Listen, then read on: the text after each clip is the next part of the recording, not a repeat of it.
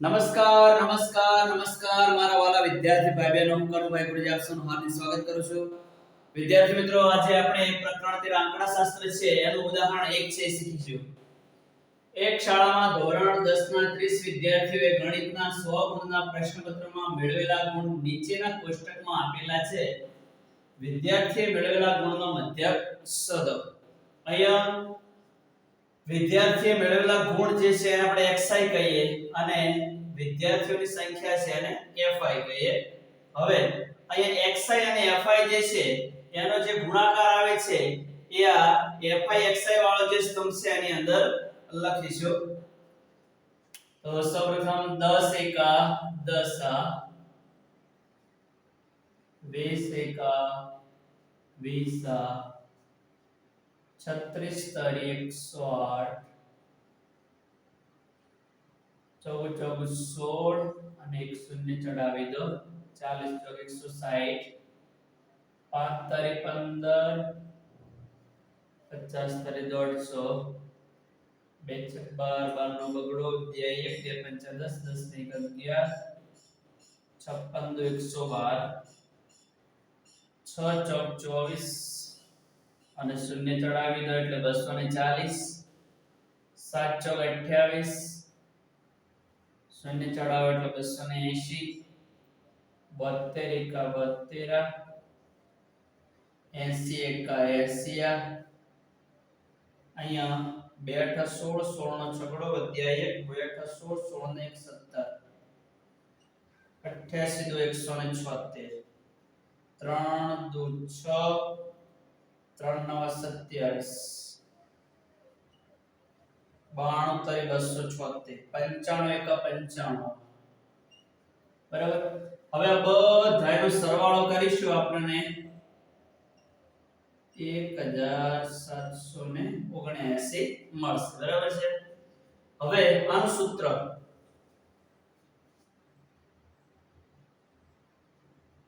મધ્યક x બાર બરાબર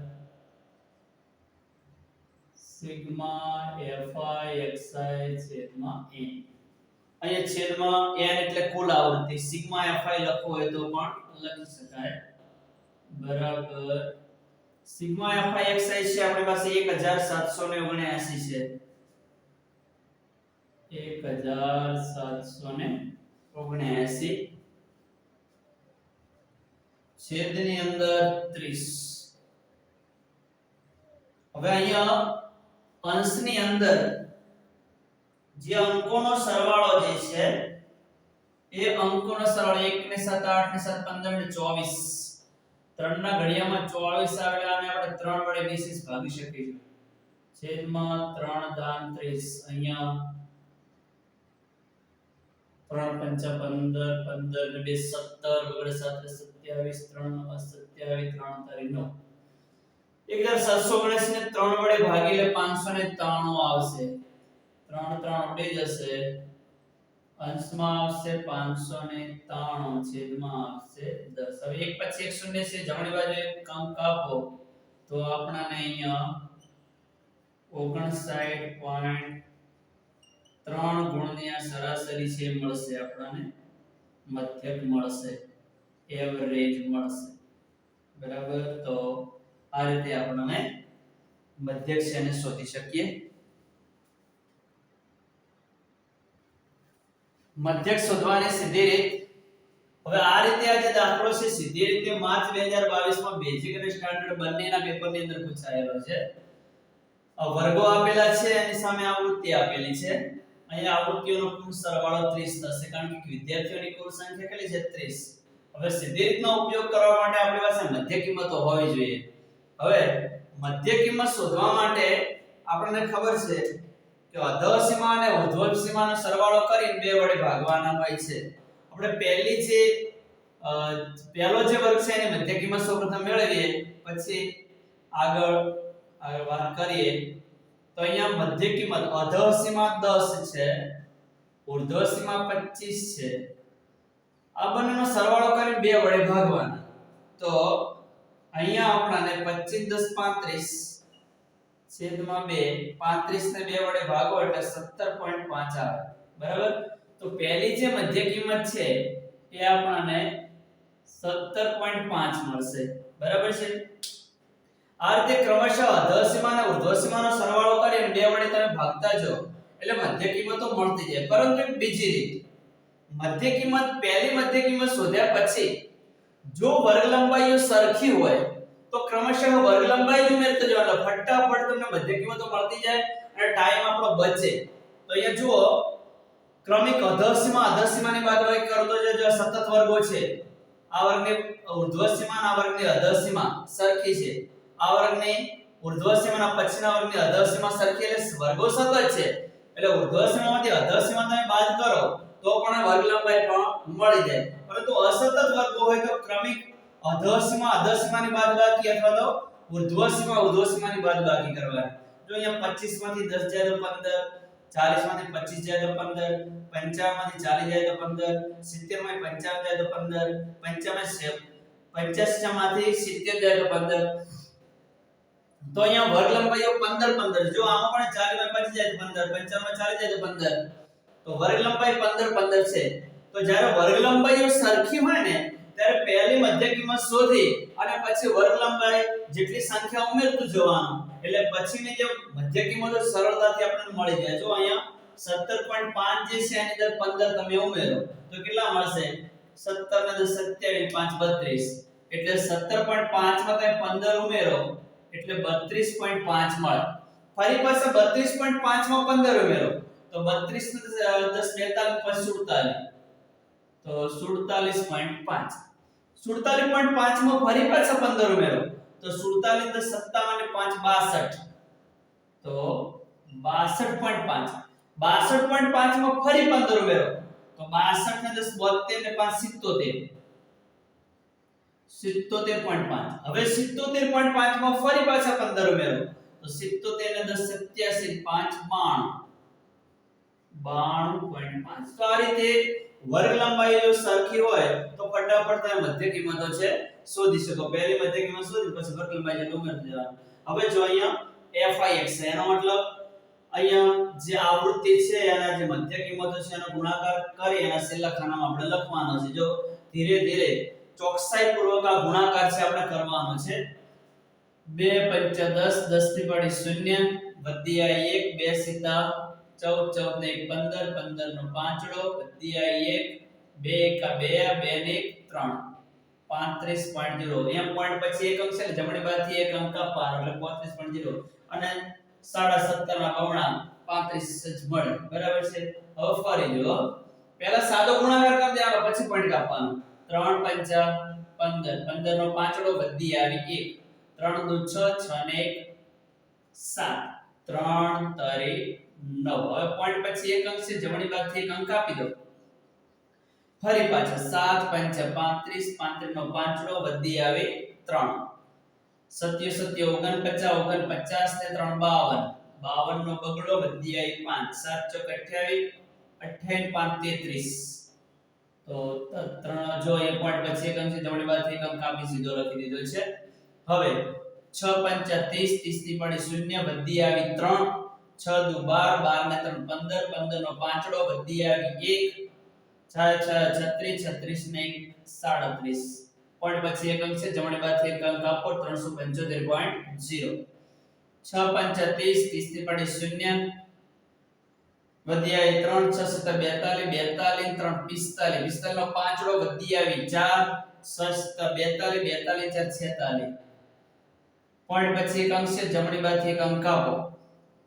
ફરી 6 5 30, 30 થી પડી 0 વધી આવી 3, 6 દુ 12, 12 ને 3 15, 15 નો પાંચડો વધી આવી 1, 6 9 54, 54 ને 55, 555. પોઈન્ટ પછી એક અંક છે જમણી બાજુથી એક અંક આપો. ઓકે, તો આ રીતના fi અને xi નો ગુણાકાર કરીને છેલ્લા ખાનામાં લખી દેવાનો છે. હવે આ બધાનો તમે સરવાળો કરશો તો પોઈન્ટ ની જે પોઈન્ટ છે 5 5 10, 10 થી પડી 0 અહીંયા સીધા જ લખી દઉં છું 1860.0. બરાબર. 5 થી 10, 10 થી પડી 0 વધી આવી 1. આ રીતના સરવાળો કરશો એટલે 1860.0 મળશે. બરાબર. સીધી ખબર અત્યારે લખી દીધો છે. હવે જો અહીંયા મધ્યકનું સૂત્ર, સીધી રીતે મધ્યક શોધવાનું સૂત્ર સીધી રીતને પ્રત્યક્ષ રીત પણ કહેવામાં આવે છે. તો બંનેમાં જ્યારે સીધી રીત કે પ્રત્યક્ષ રીત કે આ રીતે દાખલો ગણવાનો. સીધી રીત છે fi અને si નો ગુણાકાર કરી સીધા મૂકી સરવાળો કરી દેવાનો. હવે સીધી રીતે મધ્યક શોધવાનું સૂત્ર મધ્યક x બાર બરાબર સિગ્મા fi xi ભાગ્યા n. n એટલે કુલ આવૃત્તિ. સિગ્મા fi પણ અહીં લખી શકાય. હવે જે કિંમતો આપણી પાસે છે એ લખી દઈએ. બરાબર નીચે બરાબર એટલું કરવાનું. સિગ્મા fi xi 1860.0 છે પણ એકલા 1860 આપણે લખીએ. 0.0 ના લખીએ તો ચાલે. n બરાબર આપણી પાસે 30 છે. 30 હવે છેલ્લે શૂન્ય ઉડે અને આ 1 ના 9 6 15 3 ના ઘડિયામાં 15 આવે એટલે ત્રણેય ભાગ ચાલશે. 3 વડે 20 ભાગી શકાય. 3 6 18 3 2 6 3 3 ઉડી જશે. તો આપણને x બાર બરાબર 62 ગુણ જવાબ મળશે. તો આ રીતે આપણે સીધી રીતે આ ઉદાહરણ છે ગણી શકીએ. ધારેલ મધ્યકની રીત. અહીંયા આપણે મધ્યક શોધવા માટે ધારેલા મધ્યકની રીતનો ઉપયોગ કરવો છે. ચલો આને પણ શીખવાનો પ્રયત્ન કરીએ. જો આગલા દાખલાની અંદર મધ્યક કિંમતો શોધી હતી મેં એમ જ રાખી છે. તો ફરી આની અંદર આપણે સમય લેવો ના પડે. જો ફરી વાર યાદ કરાવી દઉં કે અધર સીમા અને ઉર્ધ્વ સીમાનો સરવાળો કરીને 2 વડે ભાગો એટલે તમને મધ્ય કિંમત મળી જાય. અહીંયા 25 ને 10 35 ને 35 ને 2 વડે ભાગો એટલે 17.5 મળે. પછી આની વર્ગ લંબાઈ 15 15 છે. 40 માં 25 જાય તો 15, 55 માં 40 જાય તો 15, 70 માં 55 જાય તો 15 બરાબર છે. વર્ગ લંબાઈ 15 15 તમે ઉમેરતા જાઓ એટલે મધ્ય કિંમતો સરળતાથી મળતી જાય. 17.5 માં 15 ઉમેરો એટલે 32.5, 32.5 માં 15 ઉમેરો એટલે 47.5. આ રીતે આગળ તમને મળતા જાય. હવે ધારેલા મધ્યકની રીતની અંદર શું કરવાનું છે? આ મધ્ય કિંમતો મળી છે એમાંથી કોઈ પણ એક મધ્ય કિંમતને આપણે મધ્યક તરીકે ધારી લેવાની છે. ગમે તે ધારી શકીએ, જવાબમાં કોઈ ફરક ના પડે, પણ બને ત્યાં સુધી મધ્યમાં ધારવાનું. અહીંયા 1 2 3 4 5 ને 6 મધ્ય કિંમતો છે. એમાં તમે વચ્ચે 47.5 અને 62.5 છે. આ બંનેમાંથી એક ધારી લઈએ. આપણે 47.5 જે છે એને મધ્યક તરીકે ધારી લઈએ. બરાબર. હવે શું કરવાનું છે? દરેક મધ્ય કિંમતમાંથી ધારેલો મધ્યક બાદ કરવાનો છે. તો અહીંયા તો xi a એટલે xi 47.5 છે. એ પણ 47.5 જ છે. તો 47.5 માંથી 47.5 જાય એટલે શું આવશે? 0 આવશે. અને હવે શું કરવાનું છે? નીચેની તરફ જે વર્ગ લંબાઈ છે ને એટલું ઉમેરતું જવાનું. તો 0 માં 15 ઉમેરો તો કેટલા મળે? 15 જ મળે. 15 માં ફરી પાછા 15 એટલે 15 દુ 30. 30 માં ફરી પાછા 15 ઉમેરો એટલે 15 તારીખ 45. ખૂબ જ સરળ.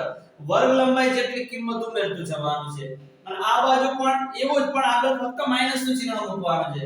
ચલો 0 માંથી 15 જાય તો -15.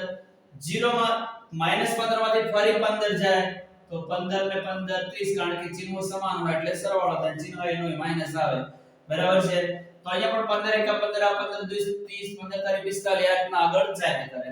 હવે જો અહીંયા FIDI એટલે FI અને DI જે છે એનો ગુણાકાર કરી અને FIDI વાળા ખાનામાં લખવાનો છે. તો એ 2 છે. 2 ગુણ્યા 30. ચિહ્નો જુદા જુદા છે એટલે ગુણાકાર માઈનસ જ આવશે. પ્લસ ગુણ્યા માઈનસ એટલે માઈનસ અને 30 દુ 60 એટલે -60. અહીંયા પ્લસ માઈનસ માઈનસ જ આવશે. 15 તારી 45, પણ કેવા 45? -45. હવે 7 ને 0 વડે ગુણીએ તો જવાબ શું આવશે? 0 જ આવશે. 6 ને 15 વડે ગુણીએ તો 15 6 90. અહીંયા 6 ને 30 વડે ગુણીએ તો 6 તારી 18 ને 0 ચડાવી દો એટલે 30 180. અને 45 ને 6 વડે ગુણો તો 360 જેવા આવશે. 6 5 30, 30 ની વડે 0 વધ્યા 3 6 24, 24 ને 3 27. ચલો એક મિનિટ. 6 5 30, 30 ની વડે 0, 100 24, 24 3 27. તો અહીંયા 270 આવશે. બરાબર છે. તો અહીંયા હવે આ જે મળ્યું છે એનું આપણે સાદું રૂપ આપવાનું છે. હવે એક કામ કરીશું, અહીંયા ઋણ નો સરવાળો છે અલગથી કરીશું અને આ ધન જે સંખ્યાઓ છે એનો સરવાળો અલગથી કરીશું. બરાબર? જો આના બંનેના ચિહ્નો સમાન છે એટલે ઉમેરવાના. તો અહીંયા કેટલા આવશે? 5 આવશે. 6 ને 4 10. બંને આગળ માઈનસ એટલે ચિહ્ન આનું શું આવશે? માઈનસ જ આવશે.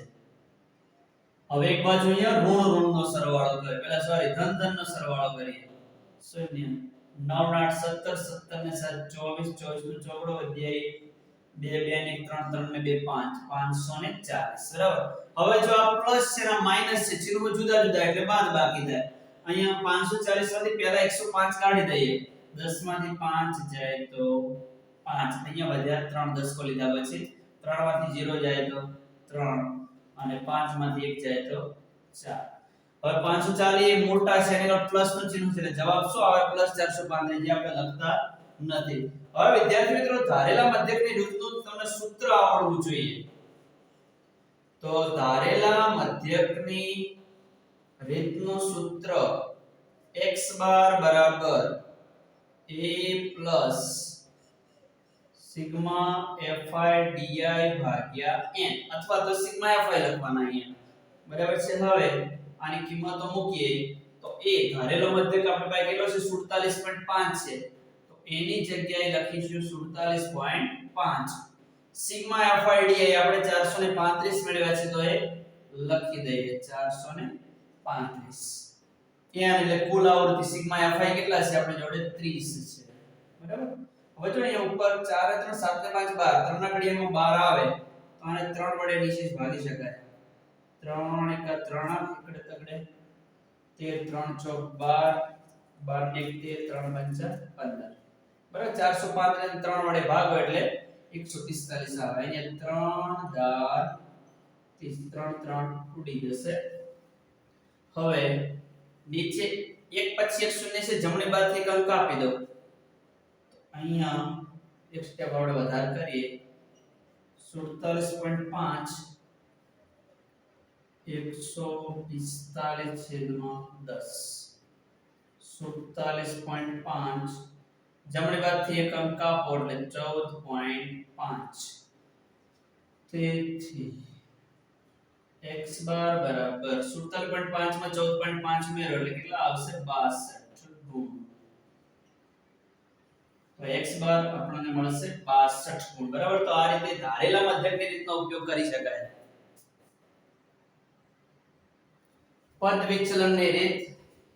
હવે જો આની અંદર આની આ જ રકમ છે એટલા માટે જે મધ્ય કિંમતો છે મેં એમને લખેલી જ રાખી છે.